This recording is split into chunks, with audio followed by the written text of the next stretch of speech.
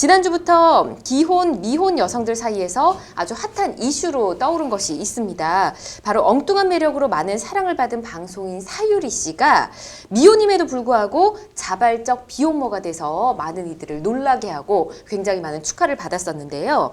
근데 주 활동 영역인 국내가 아닌 일본에서 출산을 해서 많은 궁금증을 또 자아냈습니다. 오늘 알기 쉬운 생활법령에서는 국내 비혼모 가능한가라는 주제로 변호사님들과 이야기를 나눠보도록 하겠습니다. 자, 먼저 두 분 이 뉴스를 접하셨을 것 같은데 어떤 생각을 하셨을지 궁금합니다. 최신영 변호사님 어떤 생각하셨을까요? 네, 사실 저도 이제 임신, 출산을 겪은 여성이고 네. 그 과정에서 많은 어려움이 있었는데요. 그렇기 때문에 사유리 씨의 선택이 결코 쉽지 않았을 것이라고 생각이 들고 예. 그래서 이 용기 있는 선택에 우선 좀 응원을 보내고 싶습니다. 왜냐면 사실 이제 여성이 임신, 출산을 하는 것은 굉장히 그 안에 사실 많은 히스토리와 많은 그런 사연들이 있거든요. 네. 그리고 이렇게까지 선택해서 아이를 낳기까지 좀 많은 어려움들이 있을 것 같아서 이제 그런 부분에서 좀 대단하신 것 같습니다. 네. 그렇군요. 자, 그럼 하소정 변호사님 의견도 들어볼까요? 예, 저는 며칠 전 우연한 알고리즘에 의해서 그 사유리 씨의 유튜브 채널을 보게 되었는데요. 그 영상에서 이제 어떤 내용이었냐면 테스트기로 처음 그 임신 사실을 확인했을 때 그 순간 이제 기뻐하던 그런 장면을 담은 영상이었어요. 그걸 네. 보니 이제 저도 같은 여자로서 덩달아 마음이 뭉클해지더라고요. 저도 같은 여성이기 때문에 그렇게 이제 아이를 출산하고 나의 아이를 갖고 싶은 그 마음을 충분히 이해할 수가 있었고요. 네. 다만 이제 우리나라 법률상으로는 그 대한산부인과 학회 윤리 지침이나 모자보건법상 최종적으로는 우리나라에서 비혼인 사람들이 정자기증 등을 통해서 어떤 자식을 갖기란 사실상 불가능한 상황인데요. 이런 사유리 씨 같이 한국에선 아이를 갖지 못하고 외국에서 이제 아이를 얻어야 하는 그런 현실이 사실 안타까웠습니다. 네. 실제로 우리나라 헌법은 가족 생활과 어떤 모성 이런 것을 굉장히 중시하고 있기 때문에 네. 또 명령으로 존중하도록 명하고 있는 여러 가지 규정들도 있어요. 그렇기 때문에 법률상 외국보다 네. 어떤 가족 생활에 대해서 고건적으로 국가가 개입하는 경우가 많거든요. 그렇죠. 그래서 사실 이런 가정과 모성의 보호를 위해서 국가가 노력해준다는 굉장히 감사하고 좋은 기능도 많이 하지만 때로는 어떤 개인이 추구하는 행복이 이런 국가에 의해서 헌법과 법률에 의해서 좌절될 때가 있다는 점 때문에 조금 더 전진해서 어떤 다양한 가족의 모습을 인정하고 또 다른 사람한테 피해를 주는 어떤 행위가 아니라면은 국가가 이를 지켜주고 보호해주고 도와줄 수 있는 방향으로 제도가 개선돼야 하지 않나 이런 생각을 해보게 되었습니다. 그렇군요. 그 사유리 씨가 또 그 과정을 유튜브 채널로 이렇게 내용을 올렸다는 얘기를 저도 듣긴 들었습니다. 자, 굉장히 쉽지 않은 선택을 했는데 사유리 씨가 한 인터뷰에 따르면 본인의 난소 기능이 저하가 되기 때문에 더 건강한 상태일 때 아이를 낳고 싶어서 이런 결정을 했다라고 하더라고요. 근데 이제 조금 전에 몇 가지를 언급을 해주셨습니다. 국내에서 출산이 좀 어려웠기 때문에 일본으로 가서 이걸 좀 진행을 했어야 했던 건가요? 네, 사실 이제 그것이 현재 법령상 불법이다라고는 말할 수 없어요. 그쵸. 그렇지만 이제 왜 불법이 아니냐면은 그 현행법상 지금 정자를 기증받은 비혼모를 처벌하는 조항은 없거든요. 네. 다만 이제 황우석 사태 이후에 생명윤리법은 강화가 되었는데 금전 목적으로 정자나 난자를 제공하거나 아니면 서면 동의 없이 네. 난자 또는 정자를 채취하는 그런 행위는 금지되어 있지만 실제로 인공수정을 이제 받거나 할 때 정자 제공을 받는 사람에 대한 어떤 동의 조항은 없기 때문에 법적으로 금지된 것은 아닙니다. 네. 그렇지만 사실상 비혼 임신이 금지되어 있어요. 그 이유는 모자보건법상 인공수정과 같은 그런 보조 생식수를 할 때는 네. 실제 난임 상태에 있을 때 해주게 되는데 난임 상태를 사실혼 부부를 포함해서 법적인 그런 부부인 경우에만 인공수정을 할 수 있도록 그런 보조 생식수를 시행할 수 있도록 규정하고 있어서요. 네.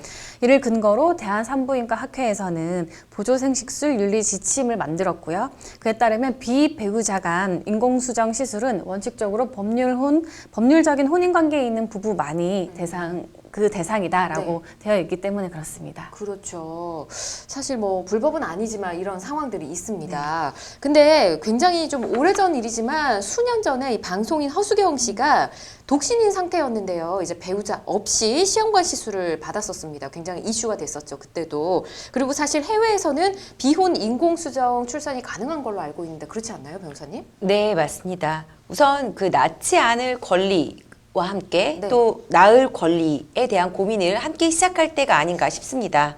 사실 현재 영국이나 뭐 스웨덴, 미국 일부 주에서는 배우자가 없는 여성도 정자를 기증받을 수 있도록 하는 것으로 알려져 있습니다. 네. 그 허수경 씨가 비혼모를 선언했던 것은 그 2007년도 경이었는데요. 그 당시에는 국내법으로는 그 정립이 안 되어 있는 상황이었습니다. 그래서 법이 좀 느슨하게 적용이 되다가 네. 그 해당 일을 계기로 조금씩 정립이 되어 나갔다라고 보시면 될 것 같은데요. 네. 이미 OECD 국가의 대부분은 이 비혼 여성에서 비배우자 인공수정으로 출산이 가능한 것으로 알려져 있습니다. 즉 해외에서 비배우자 인공수정을 허용하는 이유는 뭐 앞서서 말씀 많이 드렸던 것처럼 임신이나 출산에 대한 선택은 이제 개개인이 결정할 문제다. 그러니까 즉 국가나 사회가 할 수 있는 문제가 아니다라는 또는 할 수가 없다라는 그런 일방적으로 강요할 부분은 아니라는 원칙 때문이라고 뭐 알려져 있습니다. 네. 그렇군요. 조금 전에 변호사님 언급을 해주신 것처럼 이 국내 관련 법들이 정립이 뭐 그 당시에 조금씩 되었고 뭐 아직도 만들어지고 있는 중인 것 같습니다. 그래서 정자 수증과 관련된 명확한 법적 규정도 아직 없다고요. 네, 네. 생명윤리법에는 정자나 난자를 채취할 때 배우자의 본인이나 배우자의 동의를 얻도록 하고는 있는데 네. 그 조항만 있고 이를 제공받는 자에 대한 어떤 동의 규정은 전혀 규정되어 있지 않아요. 네. 이것처럼 규정된 법률이 없다 보니 대한산부인과 학회에서 발표한 윤리 지침이 일종의 가이드라인으로 지켜지고 있는 건데요. 네. 대한산부인과 학회 윤리 지침은 정자 공여자와 수증자의 조건, 시술에 관한 사항 등을 명시하고 있습니다. 그래서 여기에 부합하지 않는 공여자나 수증자는 병원에서 시술을 거부하고 있거든요. 네. 그래서 사실상 이 가이드라인에서 벗어난 공여와 수증 행위는 불가능하다고 말씀드립니다. 아, 그렇군요. 그런데 이것도 의료행위의 일종이니까 투명하고 또 엄격하게 또 제한될 필요는 있을 것 같습니다. 공여자, 수증자 조건은 현행법상 어떻게 돼 있나요?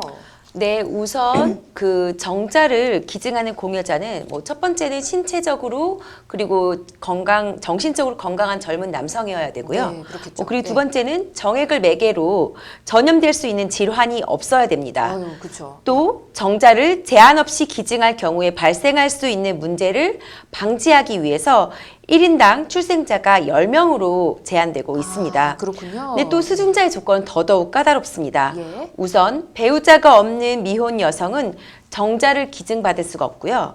또 이는 앞서 설명드린 바와 같이 사유리가 국내가 아닌 일본에서 정자 기증을 받게 된 이유입니다. 네, 오직 즉 혼인 관계에 있는 부부만이 수증자가 될 수 있고 예. 이때도 남편이 무정자증 진단을 받거나 심각한 유전 질환을 갖는 등 특수한 경우에만 허용이 됩니다. 가족 간의 정자 기증 역시도 인정되지가 않는데요. 네. 또 정자, 공여자와 수증자가 8촌 이내 혈족일 경우에는 공여를 승인하지 않고 있습니다. 그렇군요. 네, 이는 8촌 이내의 혈족 사이에 혼인을 금지하고 있는 민법을 준용한 것으로 보여집니다. 그렇군요. 알겠습니다.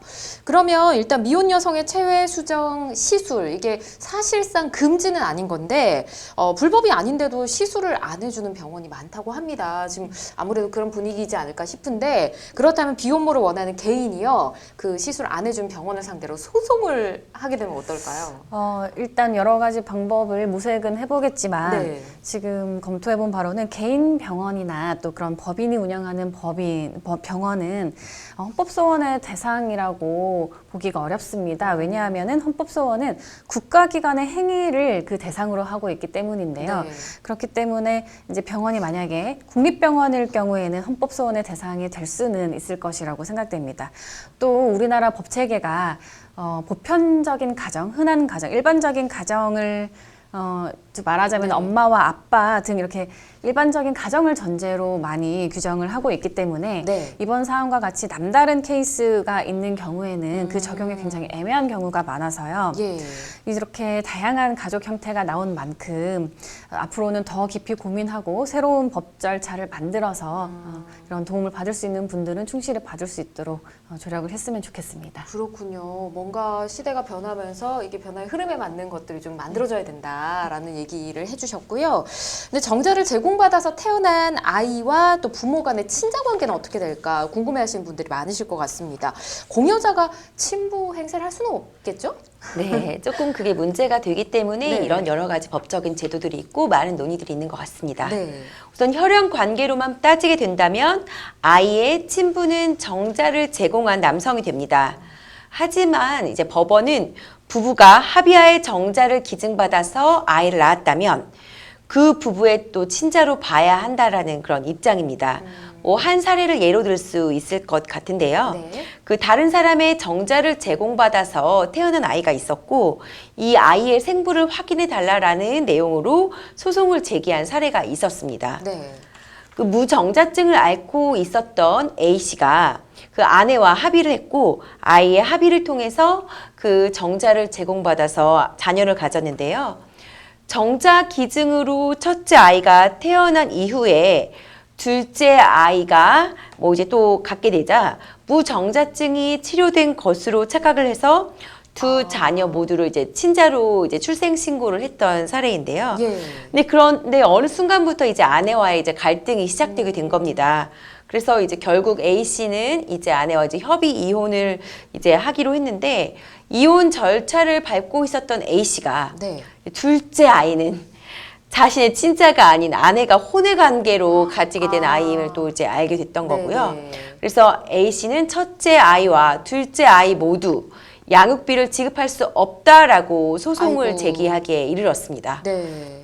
그러니까 그런데 이제 법원은 당시 정자 수증 당시에 A 씨가 동의를 했다 때문에 그 첫째 아이는 친생자로 인정을 해야 된다라고 판단을 했습니다. 네. 즉 생물학적인 관계와는 별개로 자녀의 지위 보호가 또 중요하기 때문에 네. 이를 위해서 이제 친생자로 승인을 해야 된다라는 건데요. 법원의 청구 기각에 따라서 A 씨는 양육비를 지급하게 됐었던 뭐 이제 그런 사례가 있었습니다. 그렇군요. 관련해서 또 사례를 얘기를 해주시니까 조금 더 이해가 쉬웠던 것 같습니다. 자, 요즘 뭐 굉장히 이슈가 됐던 사유리 씨 관련한 이야기를 저희가 함께 짚어봤습니다. 여러분께서는 지금 생방송 법률 상담 함께하고 계십니다.